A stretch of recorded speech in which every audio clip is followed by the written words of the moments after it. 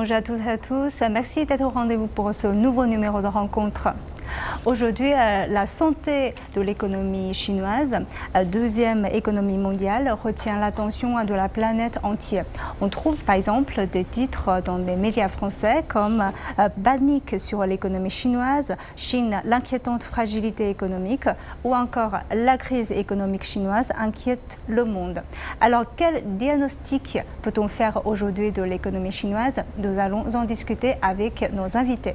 Et j'ai le plaisir de recevoir aujourd'hui sur notre plateau Ding Yifan, chercheur principal à l'Institut Taihe, un think tank de haut niveau basé à Beijing. Et par visioconférence depuis Paris, François Bourguignon, professeur émérite à l'École d'économie de Paris et ancien économiste en chef de la Banque mondiale. Bienvenue dans notre émission. Et je vais commencer par Monsieur Ding Yifan. Si on regarde tout simplement l'économie chinoise en 2023, que dites-vous?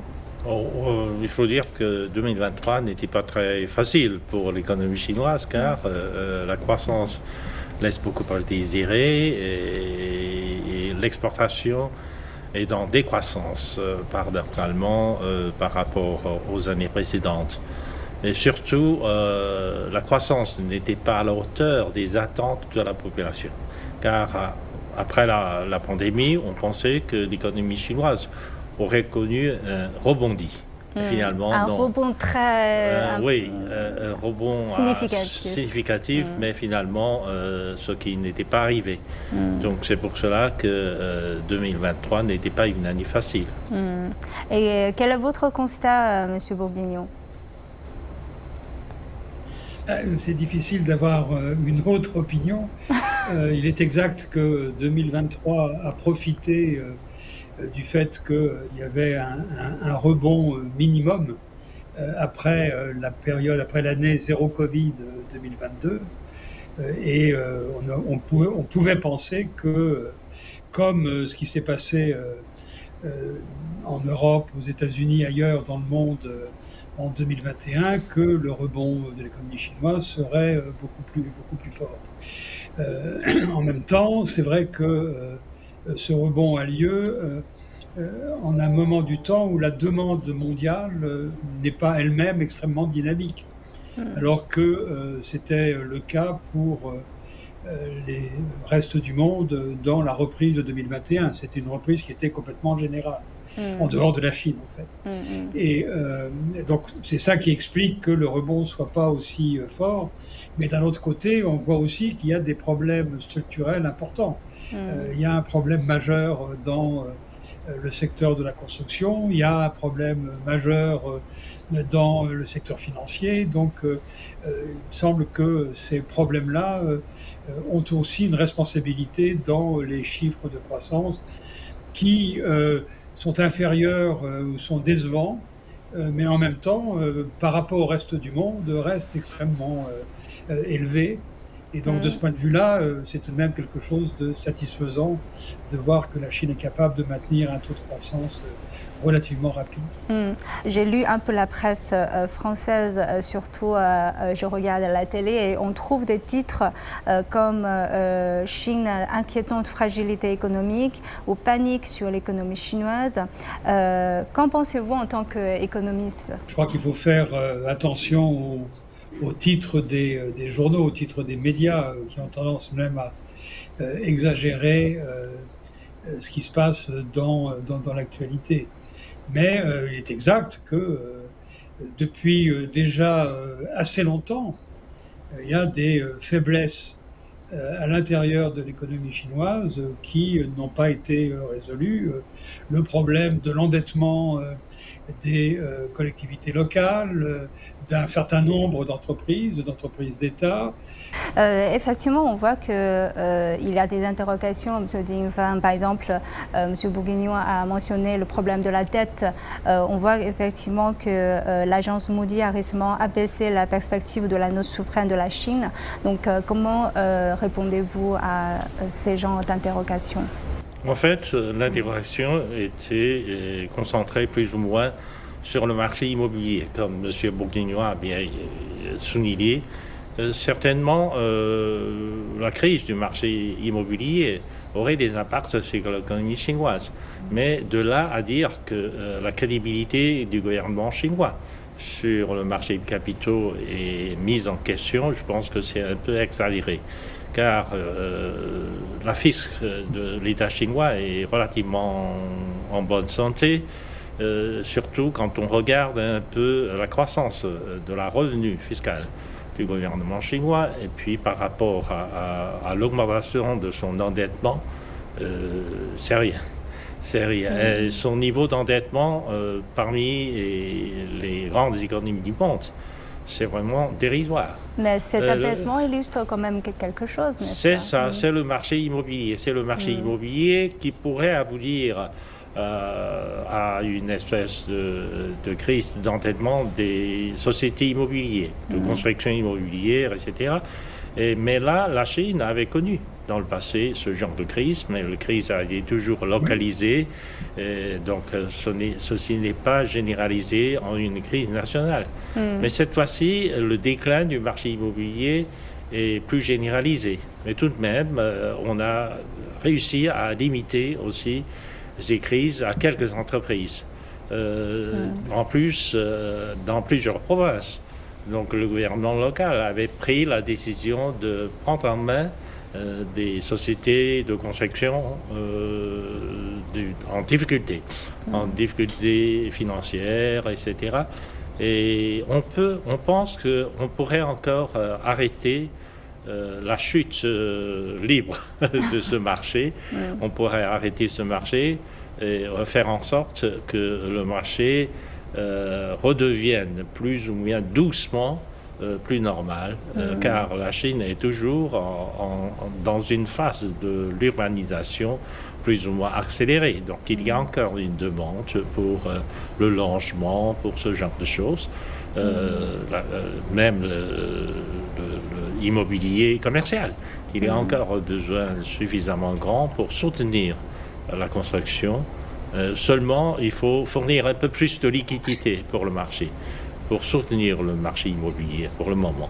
C'est vrai, cette question de fournir plus de liquidité et de maintenir la stabilité, est-ce qu'on trouvera un équilibre? Parce que fournir plus de liquidité, il y a toujours un risque lié là-dessus, n'est-ce pas? Mais c'est pour cela que la mise en question de la capacité fiscale de l'État chinois est dérisoire.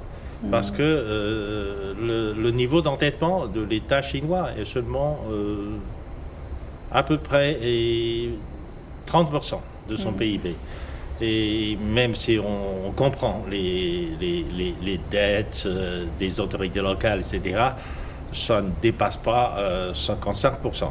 Même ceci est dans les limites des critères de Maastricht, par exemple.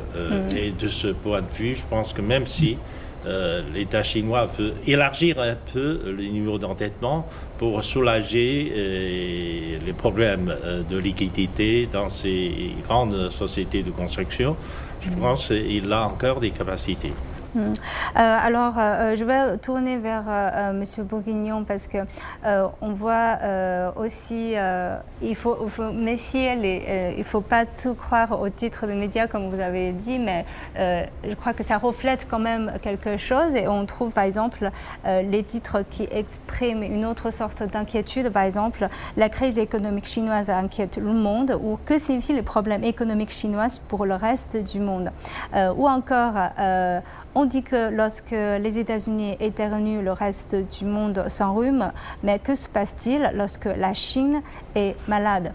Donc vous avez été économiste en chef de la Banque mondiale, vous faites beaucoup d'attention à la conjoncture internationale. Donc que dites-vous de cet impact de l'économie chinoise sur le reste du monde?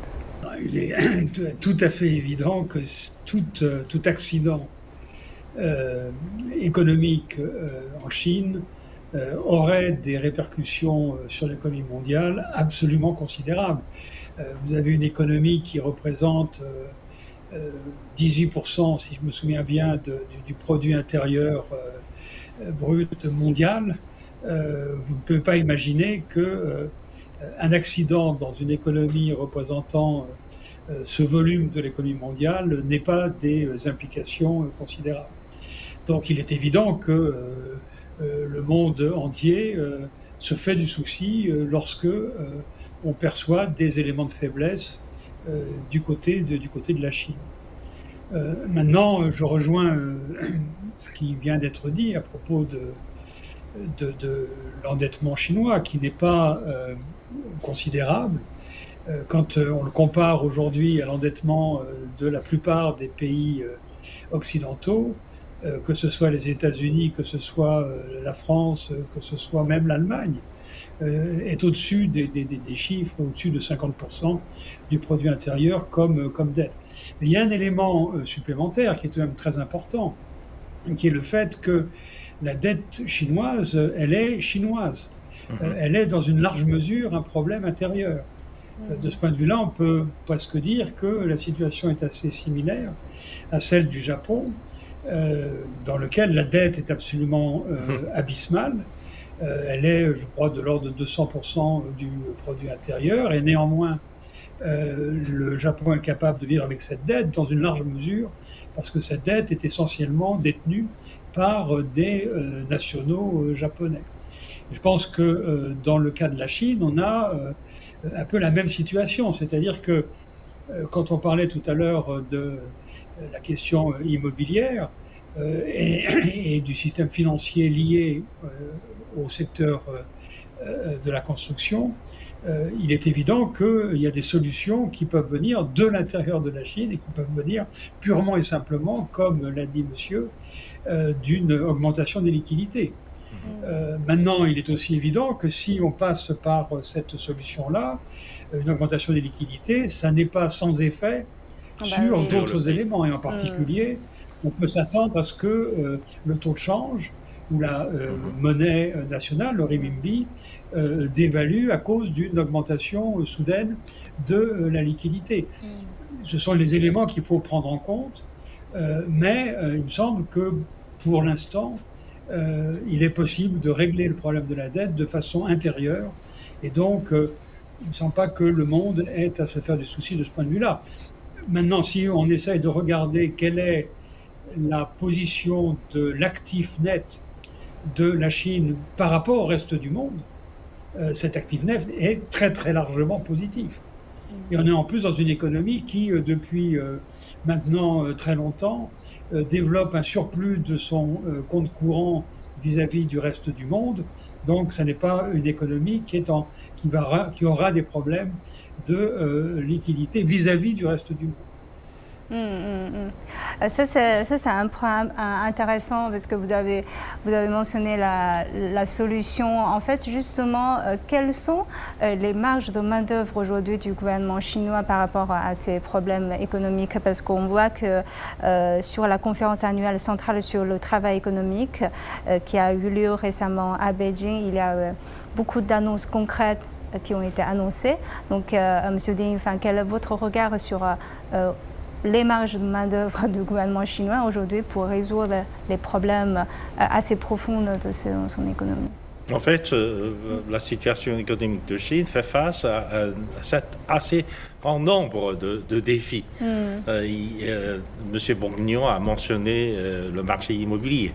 Donc, à part cela, c'est entre autres le marché immobilier. À part le marché immobilier, mais il y a aussi le manque d'investissement dans des secteurs clés, etc. Donc là aussi, il faut mobiliser les efforts dans l'investissement des secteurs qui sont déterminants pour l'avenir de l'économie chinoise. Et à part cela, il y a aussi un effort d'amélioration des marchés d'exportation. Car l'exportation chinoise compte beaucoup pour la croissance chinoise, alors que traditionnellement, notre marché d'exportation dépendant très très longtemps des États-Unis et l'Union européenne. Alors que au milieu de ce conflit ukrainien et de cette rivalité entre les grandes puissances, etc., donc les marchés européens et américains sont devenus de plus en plus fermés. Si on regarde le volume de l'exportation chinoise vers les États-Unis, vers le marché américain par exemple, en dépit de leur changement de ton, donc de découplage vers le dérisque, en fait, l'exportation sur le marché américain continue à se décliner. Donc il y a à peu près, par rapport à il y a quelques années, il y a une décroissance de 8%. De 8%. Donc ceci fait que la Chine va faire des efforts pour diversifier son marché d'exportation. Donc la Chine, depuis ces derniers mois par exemple, l'exportation chinoise vers les pays de l'ASEAN, vers les pays de l'Amérique latine, vers le Moyen-Orient, par exemple, a beaucoup augmenté. Ceci justifie un peu les efforts du commerce chinois. Si on regarde un peu dans l'avenir, Monsieur Bocchegno, parce que vous travaillez sur l'économie de développement, quels seront les nouveaux points de moteur qui peut être amélioré dans l'économie chinoise? Le problème majeur de la Chine et d'autres économies dans le monde me semble concerner le mode de développement et le fait de rendre le mode de développement compatible avec les enjeux climatiques, compatible avec la nécessité de diminuer d'une façon ou d'une autre et de façon en fait drastique, de diminuer les émissions de gaz à effet de serre.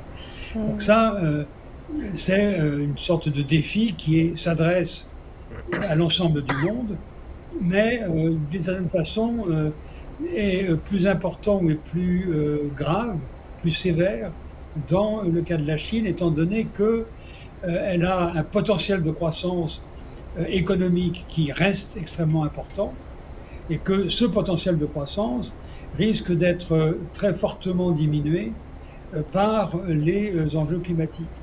Donc réfléchir à la stratégie qui permet de maintenir une croissance satisfaisante et en même temps de diminuer l'empreinte carbone de l'économie chinoise est quelque chose qui me semble majeur et probablement beaucoup plus important et plus difficile d'une certaine façon à résoudre que dans les pays plus avancés. Des réactions, M. Denifard? En fait, je suis d'accord en partie avec ce que M. Bocchegno a dit à propos de nouveaux défis à l'économie chinoise. Donc il faut combiner un peu le développement vert et les nouveaux points de croissance dans l'économie chinoise. En fait, la Chine commence à investir davantage dans des secteurs dits de développement durable, surtout le développement de l'énergie renouvelable. La Chine a investi depuis ces 3 dernières années des capacités de production de l'énergie renouvelable équivalent de la demande totale de l'électricité de la Russie, du Canada, etc. Mais cette année, je pense que probablement la capacité de production de l'électricité renouvelable serait probablement équivalent de la demande totale de l'électricité de l'Inde, ce qui est beaucoup, la 3e économie du monde. Ce qui fait que la Chine pourrait atteindre les objectifs de la neutralité carbonique 5 ans en avance de son plan de développement. La Chine a investi beaucoup dans le développement de l'énergie renouvelable, solaire et éolienne.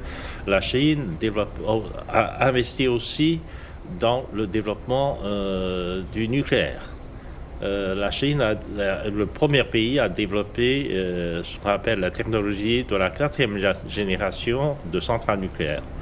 La centrale de 4e génération est non seulement beaucoup plus efficace, beaucoup plus sûr, beaucoup plus sécuritaire, mais aussi ça a des particularités de beaucoup plus économe. C'est-à-dire que le déchet nucléaire serait réduit de beaucoup. Le déchet nucléaire de la 4e génération de centrales nucléaires représenterait seulement le 10e du déchet de l'ancienne génération. Alors, on a parlé un peu de l'agence Moody et après, le FMI a revu en hausse, par contre, la prévision pour la croissance chinoise en 2023, la faisant passer de 5% à 5,4%. Donc, on a parlé un peu des difficultés et des marges de main-d'œuvre du gouvernement chinois par rapport à son économie. Donc, quelle est votre opinion, Monsieur Bourguignon, sur la croissance économique chinoise en 2024 ou un peu plus long sur le long terme? Parce qu'il y a aussi des gens qui disent est-ce que c'est la fin du miracle économique en Chine? Donc est-ce que la Chine va tomber dans des pièges de pays de revenus moyens ou quelle est votre prévision?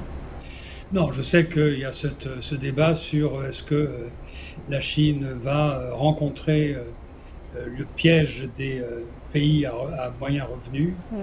Je dois dire que ce n'est pas quelque chose de théorique. J'ai toujours trouvé très convaincante de dire que soudainement, quand on arrivait à un certain seuil de revenus, on avait du mal à continuer à croître. Ce qui est certain, c'est que la croissance chinoise qui a été vertigineuse, qui a été tout à fait remarquable, je pense que personne n'aurait prévu, n'aurait parié sur la croissance qui a eu lieu en Chine il y a une vingtaine, une trentaine d'années. Mais il faut bien voir que ce type de croissance ne peut pas se prolonger éternellement. Et effectivement, on a constaté une diminution du rythme moyen de croissance de l'économie chinoise au cours des dernières années, en passant finalement d'un taux qui semblait raisonnable et régulier de 10% à aujourd'hui 5%. Donc il est certain que ce taux de 5% est important, qui doit être maintenu dans la mesure où, on n'a peut-être pas parlé, mais il reste vrai qu'il y a des inégalités importantes de développement régional à l'intérieur de la Chine et que seul un taux de croissance relativement important permet effectivement d'emmener la totalité de l'économie chinoise derrière les moteurs que sont les grandes villes, les grandes régions, que ce soit Pékin, Shanghai, etc. Il y a des inégalités régionales en Chine et qu'une croissance suffisamment rapide est nécessaire pour être sûr que les régions qui sont pour l'instant en retard par rapport aux autres puissent récupérer et puissent croître elles-mêmes. C'est un élément important. Si la croissance moyenne de la Chine diminue, à ce moment-là, on va avoir des régions qui vont être plus en retard que les autres. Et c'est quelque chose qui n'est pas satisfaisant du point de vue social et du point de vue politique. Donc il me semble que oui, il faut absolument maintenir ce taux de croissance. Mais d'un autre côté, ce taux de croissance peut être maintenu quand on regarde les études sur la croissance potentielle de la Chine. Elles le disent bien que avec un taux d'investissement suffisamment important, il est possible de maintenir ce taux de croissance de 5%. Donc aujourd'hui, il me semble que le problème de la Chine me semble être beaucoup plus du côté du changement structurel important qui est en train d'avoir lieu dans la plupart des économies, mais surtout des économies, de l'économie chinoise, et de la façon de gérer ces problèmes d'évolution structurelle. On a parlé du développement vert, on a parlé de la contrainte climatique, c'est un élément extraordinairement important. Je suis d'accord qu'il est peut-être plus facile pour la Chine au stade de développement auquel elle se trouve, de traiter ce problème de façon plus efficace que dans d'autres pays. simplement parce que les possibilités d'économiser sur l'émission de gaz à effet de serre sont beaucoup plus importantes. Monsieur a dit tout à l'heure ce qu'il en était de certains projets, notamment du nucléaire. Mais pour résumer ce que je viens de dire, je ne vais pas m'engager sur 2024. 2024 n'est pas une année extraordinaire pour l'économie mondiale, dans la mesure où on s'attend dans une partie du monde, certainement en Europe, à une croissance relativement faible, de l'ordre de 1%, même de moins de 1%. Donc ça devrait peser effectivement sur le commerce extérieur chinois. Cela étant, je crois que le commerce extérieur chinois ou les exportations chinoises ont un énorme avantage, qui est que la Chine se trouve dans une position très favorable, en fait, une position de leader sur des domaines comme la voiture électrique, comme les panneaux solaires, comme les éoliennes. Donc tous ces secteurs qui, dans le futur immédiat, vont prendre une importance absolument considérable dans la plupart des pays du monde, et notamment dans les économies avancées. Et donc, de ce point de vue-là, il est possible que, au niveau global, le volume d'exportation, le volume de commerce international ne croisse pas très très vite dans l'année 2024 et dans les années qui viennent, mais il est probable que la demande pour ces produits de l'industrie chinoise, elle, augmente de façon considérable. Et donc, il y a peut-être moins de soucis à se faire de ce point de vue-là que ce serait le cas s'il n'y avait pas de changement structurel en Chine. Alors, très rapidement, M. Ding, quelle est votre prévision? Bon, je pense que M. Borgnial avait raison, que finalement, l'année 2024 ne serait pas extraordinaire pour l'économie mondiale. Donc, comme l'économie chinoise était profondément incrustée dans l'économie mondiale, donc elle ne pourrait pas faire une performance extraordinaire en 2024. Mais M. Borgnial avait souligné une chose très importante. C'est que si la Chine fournit un peu plus de liquidité pour sauver son marché immobilier, pour soutenir sa croissance, il pourrait y avoir des impacts sur le taux de change de sa monnaie. Donc il va y avoir entraîné une dévaluation de sa monnaie. Dans le cas de beaucoup de pays en développement, une dévaluation de la monnaie nationale pourrait créer des problèmes de dette. Alors que dans le cas de la Chine, comme la Chine a un niveau d'endettement vis-à-vis du marché extérieur complètement dérisoire, la Chine peut se permettre d'avoir une dévaluation qui sera en faveur de son exportation en plus. Et qui ne pourrait pas créer beaucoup plus d'inquiétude pour sa capacité de paiement des dettes extérieures, car elle a encore une réserve de devises énorme, et elle n'aura pas des problèmes de paiement de dettes de l'extérieur, d'autant plus que le niveau d'endettement du marché extérieur est dérisoire. Alors, je vous remercie tous les deux d'avoir partagé vos points de vue avec nos téléspectateurs. Je vous remercie. Merci, ça a été un plaisir. Et je vous remercie d'avoir suivi notre discussion. À la prochaine.